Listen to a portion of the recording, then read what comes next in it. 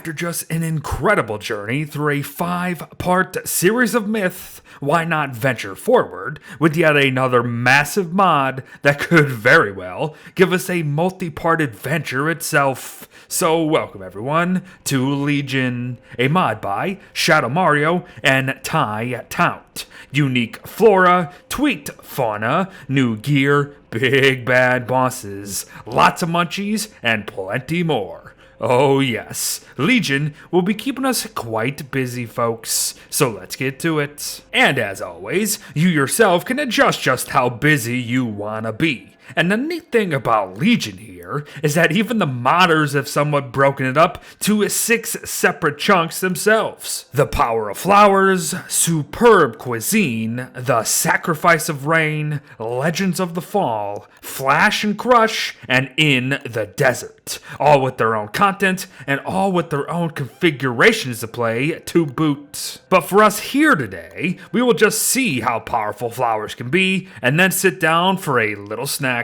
And so it begins. Let us have 1,000 flowers bloom, shall we? Or, just a set of 3 new bushes, all found in distinct biomes, and all providing special loots at least. And rose bushes here are primarily found in the deciduous forests, and while world generations will differ, it does seem like most of the new flora is actually pretty limited in number at the end of the day. But whatever the case, picking rose bushes will sting ya all the while providing a rose petal, a twig 60% of the time, a normal petal 30% of the time, a rose twig 10% of the time, and a rose thorn 5% of the time. And what does it all mean? Well, those rose petals we get are edible and will return 9.4 hunger, 1 sanity, and 8 health per veggie munch. However, I wouldn't anticipate much else to come from them, at least not right this minute, mind you. But them rose twigs that we may or may not get from a rose bush can be planted for even more, and you are definitely going to want to do this to give you some better chances at item number 3 here today. But do note though, you will have to fertilize them, and their growth time is just a hair over 6 days, so nothing is really going to come easy in this mod thus far. And for some of you out there, that's a good thing, as if you were able to get the rose thorn here at anything higher than a 5% chance per rose bush, it would probably be way too good for you. Then again, it's a mod, so screw all that and let's just enjoy the prospects, shall we? Like how the rose thorn is a weapon that has no durability and instead spoils over time like a ham band, dealing 51 damage, which is just phenomenal given its source, and has this special ability of being able to ignore defense. So take Enraged Claws here, for example. Typically, he can ignore upwards of 64% less damage, which makes him a dreadful fight. But with the War Sword, however, that 51 damage remains 51 damage. Good stuff, but still quite rare. To continue though, orchid bushes are a thing as well, and are usually found in and around most forest biomes at a higher rate than rose bushes it seems. But picking orchid bushes is not gonna harm us this time around, all the while giving us orchid petals, grass 60% of the time, normal petals 30%, orchid seeds 10%, and an orchid twig 5% of the time. Yup, I think you can see where this is going. Then again, even while most of the Power of Flowers plays off of itself, I do enjoy the alterations to every bush's petals and just their ultimate weapon at the end of the day. So take Orchid Pedals here. They restore more hunger and sanity over that of the rose petals. However, the latter is going to grant us more health. So they might work all the same, but they're nothing but, really. As yes, while the orchid seeds are obviously used to plant and produce more orchid bushes, the growth time of these guys differs to that of rose bushes by a full day's time when fertilized. But let's talk about this weapon that I've been holding here, shall we? As the Orchid Twig deals but 30.6 damage, yes, which is not great considering how rare the bloody thing is. However, the Orchid Twig also deals its damage area of effect style, which is absolutely great with regards to its rarity.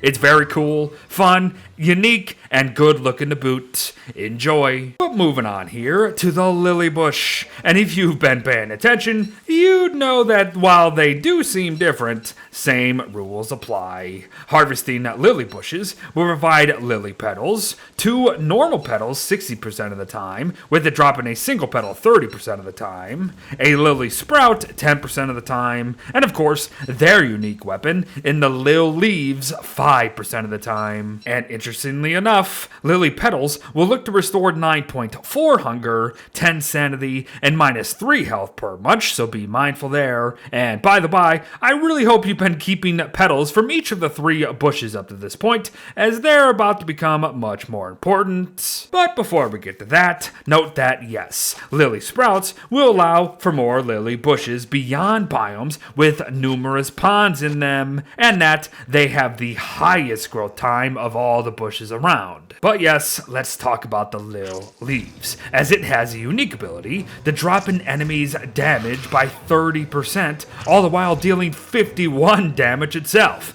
And man, I just love the different mechanics behind these rare weapons, and the fact that they just come from bushes of all things. They truly spice things up beyond the usual stand and deliver combat with a handbat. However, we aren't quite done yet, as there is still the Never Fade bush to discuss. Now, this is not actually a naturally occurring flower to be found somewhere in the world, unlike what I initially believed. But we'll get to that. For now, simply note that picking a Never Fade bush leads to the Never Fade itself. And this thing is pretty darn neat. For one thing, it deals 55 damage at 250 uses total. For another, every 10 hits on a target will have a glowing butterfly spawn, which will allow for the wielder to take a hit free of damage for a single time. Unless, of course, there are more than one butterflies out. Not only that, though, if the player were to take enough damage to kill them in a single shot, the sword itself uses all its uses to save you. But speaking of not having uses, it's called the Never Fade for a reason, right? Right. So come 0 uses, the damage drops to 17 overall, and you don't lose the sword. It just shortens in length. But that's not even all. For you see, we can then proceed to plant the sword in the ground to begin a growth timer of about 3 days. And once that completes, the Never Fade will be back to full strength. Good stuff. But remember how I said it wasn't actually a naturally spawning thing? Yeah, no. One actually has to make a Never Fade blade first, using 3 of the special flower weapons that we've already mentioned, and then go about doing everything we just showed. So, make note there. But remember how I said to hold on to them petals too? Yes, that was for this guy here. The sachet. Toss together 3 of each of the new petals for a piece of clothing kit that will not only provide an insane sanity gain of plus 13.5 per minute, it will also prevent small creatures like rabbits here from fleeing from us if we get too close. But not only that, wearing it will increase the spawn rate of butterflies, as well as even spawn butterflies around you without any flowers to boot. It's fun stuff, but it only lasts for 2 minutes, mind you. Also mind that all of that, everyone, was merely part 1 of this mod, the power of flowers. So it's time for some superb cuisine. And by golly, am I thirsty from doing all this talking already. But toss together 2 rose petals, a chunk of ice, and a thing of fruit to pour out some chilled rose juice with its 12.5 hunger, 33 sanity, 30 health, -40 temperature for 10 seconds, and a special ability to literally spawn a flower, a rose specifically, right beneath you at a 10% chance per sip. Yup, even the food is going to be doing some really wacky things today, everyone. Like twisted lily rolls here. Toss together 2 lily petals, some meat, and a veggie for 62.5 hunger, 20 sanity, -3 health, and a 33% chance to spawn a butterfly around you each and every time you munch one down. Fun stuff. But next comes Orchid Cake, 2 Orchid Pedals, a veggie, and a fruit for 75 whopping hunger, 5 sanity, 20 health, and the ability to instantly raise and or lower your temperature to a normal 35 degrees or so through eating one. And the chance is 60% by the by. Flesh Napoleon is here with but a great name and easy recipe, as all it takes is either 4 big glowberries or 4 small ones. And with it, we can enjoy 25 hunger, 10 sanity, 12 health, and an individual light source that will emit from ourselves for a full day's time once consumed. And yep, you probably saw that one coming. But these next few are quite interesting actually. And heck, Begging Meat here uses ash in its recipe, which alone makes it unique. But throw in 2 meat and matzo meat along with it for a dish that may only restore less than 40 hunger and but 5 sanity.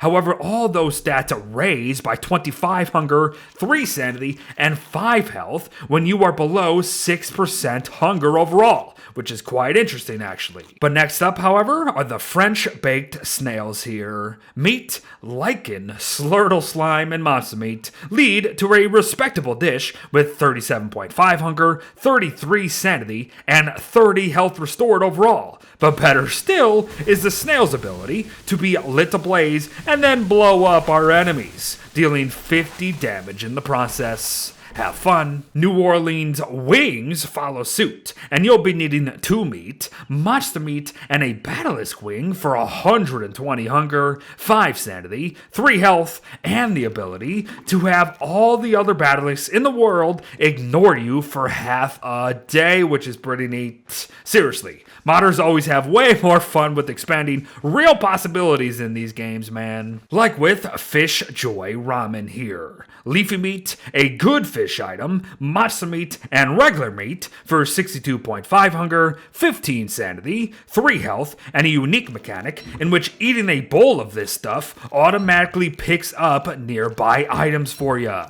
Cool stuff. But next up, Medicinal Liquor. 1 for tough and 3 ice for 9.4 hunger, 10 sanity, 8 health, a food that doesn't spoil, and the chance to increase your damage by 50% for a full day. But there's a catch. Initially, it will put you to sleep, and when you wake up, you're gonna remain groggy for a few minutes, so be mindful there. You're powerful, but you're vulnerable. Banana Mousse follows suit and will require a banana, 2 fruit, and an egg to make. And it will not only restore 9.4 hunger, 5 sanity, and 8 health, it actually makes picky eaters like Warley not picky for roughly a minute at a time. Could be useful. But Durian Tartar requires a durian, 2 monster meat, and another normal meat item to enjoy 62.5 hunger, 0 sanity, and 0 health. However, if you're a monster character like Weber, you'll actually benefit from 30 health and 10 sanity with this dish to boot. Rice dumplings will require a monstrain leaf, which is another plant we have yet to discuss, along with an egg and 2 veggies for 62.5 hunger, 5 sanity, 3 health, and the ability to significantly reduce the rate of which hunger drains for 3 minutes. Eat up. Murmur ananas, or aka Murmur pineapple, also needs a fruit not yet shown along with meat to produce 150 hunger, 15 sanity, and 15 health, mind you. And Shiriri jam also requires something that we'll talk about soon. But it will restore 12.5 hunger, 5 sanity, 20 health, and will restore 2 health every 2 seconds for about a minute when eaten. Very similar to jelly beans. But again, don't worry. We'll get to these fruits and stuff in later parts. So for now, let us wrap up with the final dishes here. Like roasted marshmallows, 2 honey, twigs, and glamour goop for things you probably really shouldn't think about while you're eating them, all the while enjoying the 18.8 hunger, 5 sanity, and 60 health a pop. Good stuff. And as you can imagine, Pomegranate Jelly requires pomegranates, but toss in some slime-related junk for 37.5 hunger, 50 sanity, and 3 health along the way. And finally, Merry Christmas Salad and Sugarless Trick Maker Cupcakes, 2 seasonal event exclusive recipes. Eating the salad can lead to spawn gifts like we get in Winter's Feasts, while the cupcakes can be eaten to literally say trick or treat to nearby players, and if they don't have candy, they'll lose sanity while you gain it. Fun stuff. But there you have it, everyone. Merely part 1 of Legion, a Don't Starve Together mod for the ages. I'll say exactly as I did in part 1 of Mythworld. We have barely scratched the surface here today, folks. More flora, tweaks to known mobs and bosses, biome changes, insane weapons, new bosses even, new mobs even, weather control, entire farming mechanics not seen anywhere else, and much more. And expect it all in the coming weeks. But thanks for watching. Well wishes to all. Be sure to show love to those who've worked so dang hard on this mod. And I'll see you in the next one. Bye-bye.